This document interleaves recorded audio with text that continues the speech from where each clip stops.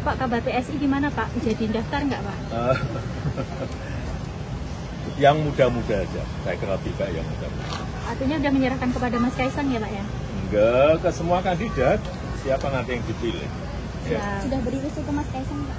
Ke semuanya, ke semua kandidat, saya kira baik-baik semuanya, muda-muda semuanya baik.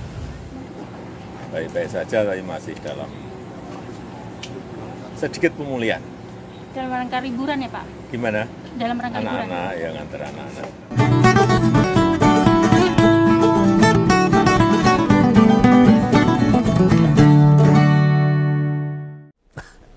Ini Om Begawan terpaksa ini.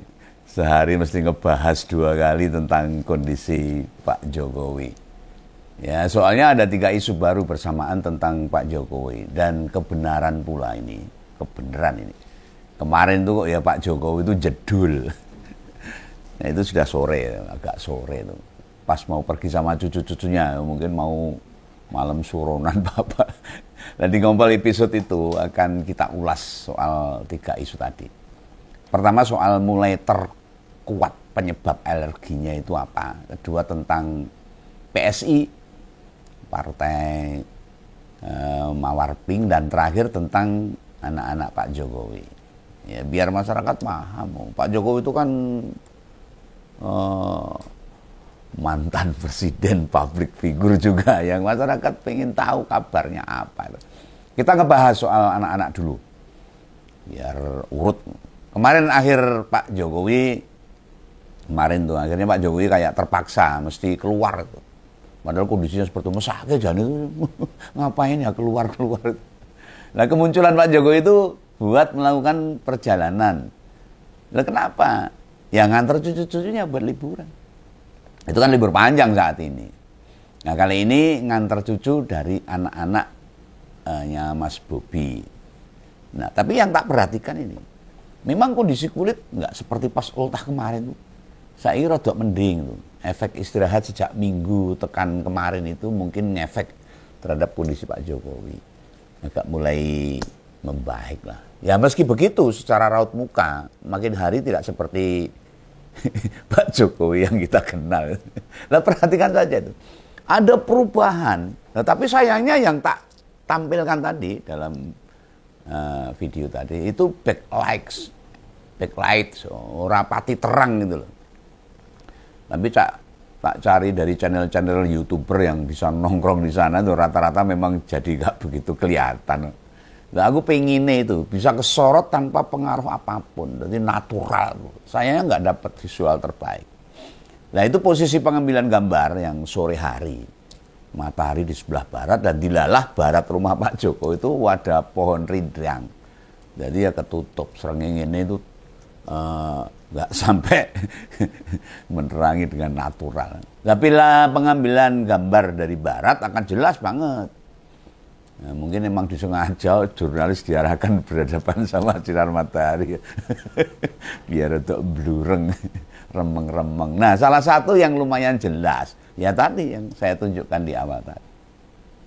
Bukan hanya wajahnya yang kelihatan agak loh, sekali lagi loh, agak bengkak. Orang Jawa mengatakan kepu-kepu atau beberapa orang menyebutnya tembem. Nah, kemudian matanya kok jadi makin sipit.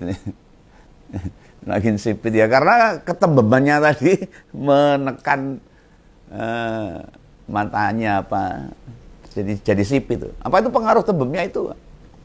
Atau enggak saya nggak tahu. Nah, dokter yang bisa memastikan, bukan Om Begawan. Itu Om Begawan kan hanya melihat secara kasat mata aja.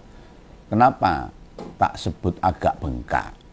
Kenapa kok Om Begawan tidak bilang mulai agak gemuk? Soalnya sama tubuhnya itu nggak proporsional. Pak Jokowi itu kan orangnya kan ya kurus itu loh. Tapi karena kepalanya agak bengkak jadi kelihatan gimana loh. Badannya kayak tetap nggak gemuk. Hanya wajah saja yang kelihatan rada berisi. Loh, mau bagaimanapun pasti orang bisa bedakan mana gemuk dan mana bengkak. Nek gemuk itu ya rata-rata dari bawah sampai atas gemuk. Nek gemuknya bagian tertentu, gemuk itu ya semuanya ada perubahan. Bengkak itu memang kayak ada penambahan isian di salah satu organ tubuh kita. Itu saja. Nah, penyebab bengkak itu bisa macam-macam. Ono sing ditutup tawon. Ada yang alergi, ada yang kejedot, itu ya bisa bengkak. Jatuh hingga macam-macam itu. Nah, begitu muncul dan bercerita, Pak Jokowi memastikan itu baik-baik saja dan sedang ada sedikit pemulihan. Ya semoga lah. Tapi jangan sampai mundur izin. Artinya mundur izin itu selalu mengatakan hal baik padahal kondisinya nggak baik. Itu jangan. Nah, dia keluar itu ngejar dua cucunya. Sedah Mira dan adiknya. Panembahan Al-Nahyani itu. Ini dua anak dari Bobi dan Mbak Kahiyang. Aku ngelihat kayak gituan ya jujur aku prihatin. Sedih, rodok piye.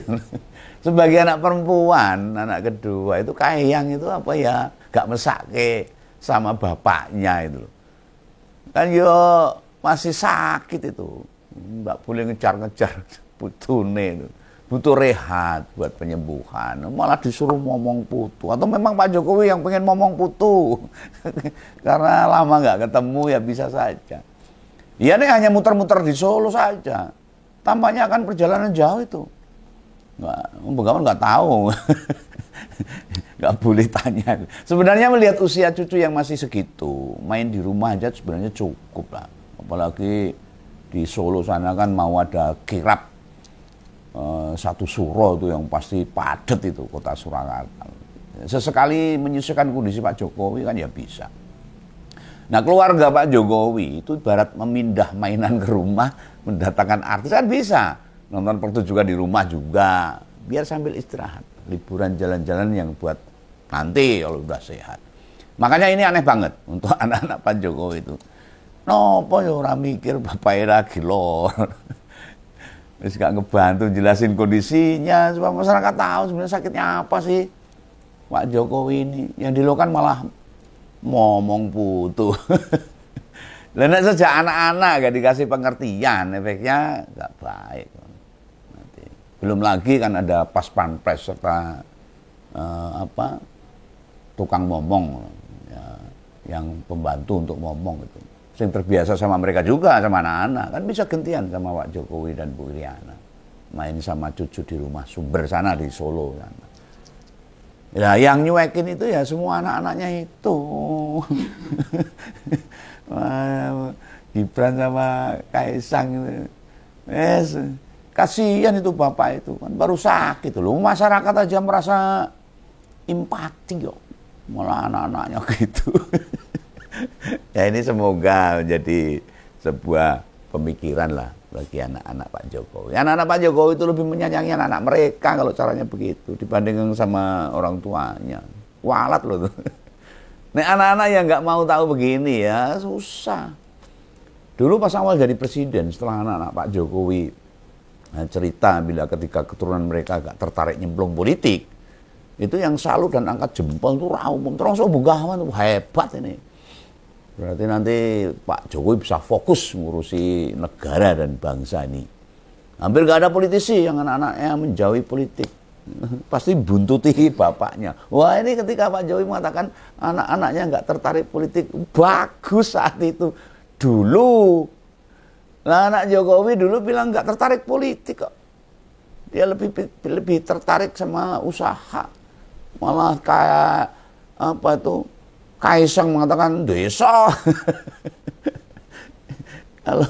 kalau ngikut bapaknya itu lebih memilih jadi pengusaha mereka. Ya bisa jadi karena ketiganya belum tahu aja politik itu kayak apa. Gimana enaknya politik. Begitu tahu, walah. Golek duit ya gerojok. Ya, lalu ngatrem tahu kerasan. Nah, siapa sekarang yang menjauh dari politik? Nggak ada.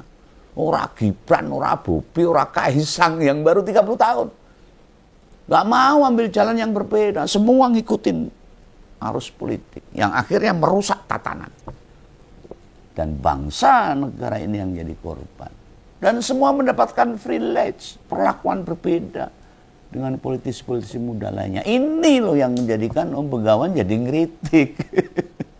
Yang dulu mendukung Pak Jokowi sekarang balik untuk kritik. Mengingatkan, bukan membenci sekali lagi.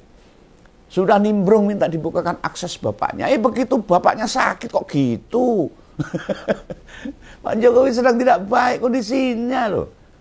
Nah, ngebantu loh biar Pak Jokowi istirahat dulu. Tidak dijalani. Kita tahu yang begituan memang sesuai dengan cara mendidik anaknya itu. Nah, soal kedua tadi, yang tadi ya biarlah masyarakat biar tahu bahwa Pak Jokowi perlu istirahat dan anak-anaknya harusnya tahu kondisi itu. Ya, ini yang kedua ini, yang pembicaraan partai bernama PSI itu Mawar Pink. Kan sebelumnya Pak Jokowi juga sempat ke Jawa. Rencananya mau ikut rebutan ketua umum PSI. Dia mengungkapkan, katanya biar yang muda-muda aja lah. Oh, itu PSI itu kan partai anaknya muda. Ya wes lah. Pak, kabar PSI gimana Pak? Jadi daftar nggak Pak? Yang muda-muda aja. Saya kira lebih baik yang muda-muda. Artinya? Lah balik itu setelan pabriknya. Sen kiri belok kanan. Ya geleng-geleng hasilnya gelem-gelem itu. Dan aksi-aksi berkebalikan itu terus terlihat. Lah nek biar yang muda buat perebutan calon ketua umum PSI ngopo? Disek-desek, data omong belum daftar lah, belum turun ke bawah lah. Saya di PSI saja, saya di PSI saja lah, nggak ke P3 itu kata Pak Jokowi loh. Dan lain sebagainya. Nah, sebagai mantan orang nomor 1 di negeri ini, cara berperilaku seperti itu menteng aja. Gumun saya itu sebagai rakyat tuh. Nah, sikap Jokowi makin meneguhkan sekaligus semakin ngebuktikan itu berbohong, nggak sesuai omongannya. Dan jadi kebiasaan itu. Padahal masih gerah loh. Artinya apa? Yang kayak ginian, apa yang disampaikan lalu diingkari, tidak dilihat sebagai sesuatu yang tidak pada tempatnya. Bubrah loh. Bolak-balik omongannya. Kayak bolak-balik gorengan tempe aja. Jelas tidak ada perasaan, itu sudah membohongi rakyat. Ngapusi. Dosa. Lah bolak-balik gorengan iso kecipratan minyak kalau nggak hati-hati. Masa ini bolak-balik omongan gak ada resikonya. Dan ini negara dan bangsa loh ini yang menyaksikan. Dan Pak Jokowi itu kan orang nomor 1, orang yang paling dihormati ya, harusnya. Nah benar sekarang Pak Jokowi wis bukan pejabat, jadi rakyat biasa, tapi tidak rakyat biasa yang biasa aja, lain dong. Atau mungkin Pak Jokowi dikatakan bukan representasi negara, tidak mengandung konsekuensi apapun. Ini kan orang iso sak penake caljul ngendikane. Dia tetap dihormati sebagai mantan presiden yang pantas dianalisa. Omongan dan tindakan yang berbeda itu loh dijalani mulai kapan itu. Yang ternyata tidak menepati janji itu hanya baru saja atau sudah sejak lama. Itu kelihatannya sudah lama. Ya dulu dikira beneran. Seperti mobil SMK 6.000 dan sebagainya. Yang udah pesen udah 6.000. Dikira beneran loh itu. Pembangunan kita percaya. Kita masih nyimpan 11.000 triliun dan sebagainya. Wah ya tenanan. Ternyata ya enggak ada. Nah ini, itu berarti sejak dulu itu. Ya. Dari tutur katanya, dari sikap-sikapnya. Ini yang saya sangat prihatin dengan Pak Jokowi. Nek perucut omongannya sak geleme dhewe, sak enak udele sendiri. Mau jadi apa bangsa ini? Nah pasti akan jadi kebiasaan bagi para pendukungnya. Nyontoh, bahaya no. Mereka bisa saya berpikir, wah ngapusi itu ternyata boleh ya. Ternyata berbohong itu bisa mendatangkan rezeki. Mencela-mencela nggak dilarang. Wah rusak negara ini. Ngeri bener. Termasuk perkara sakitnya. Mau beralasan alergi. Gimana orang percaya sama cerita itu? Kan ora jelas. Bener alergi atau sakit apa. Kenapa itu tidak jujur saja? Ini sakit penyakit loh. Kalau ijazah lah itu perlu pembuktian. Dan kemudian ada cerita susulan tuh. Bila penyebab alergi itu sabun mandi yang dibawa ke Vatikan. Juga hanya di bawah, namun dipakai sama Pak Jokowi. Lah mengetahui update terbaru soal penyebab alergi, apa kita langsung percaya?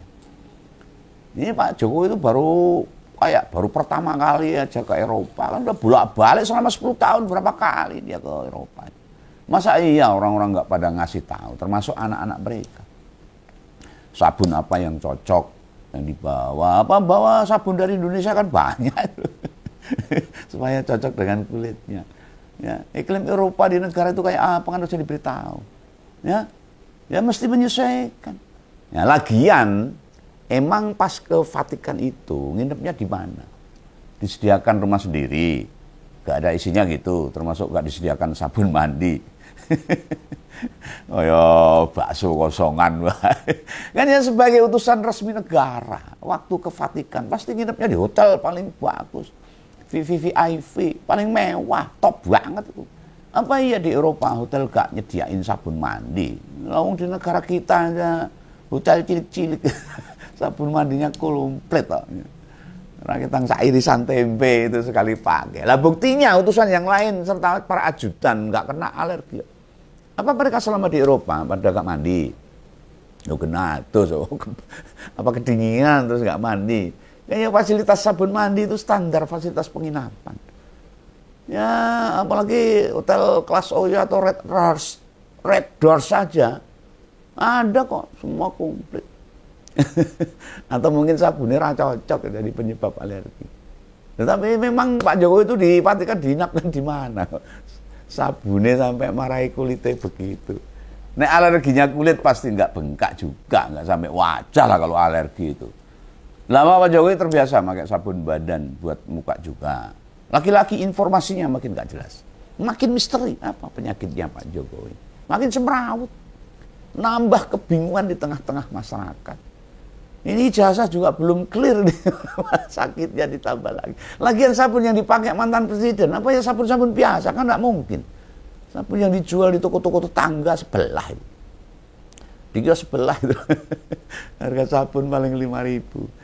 Nggak tembus ratusan ribu. Sedangkan yang dibawa Pak Jokowi atau disediakan di hotel di Vatikan, bentuknya pasti juga nggak batangan. Tentu itu sabun cair yang cukup higienis.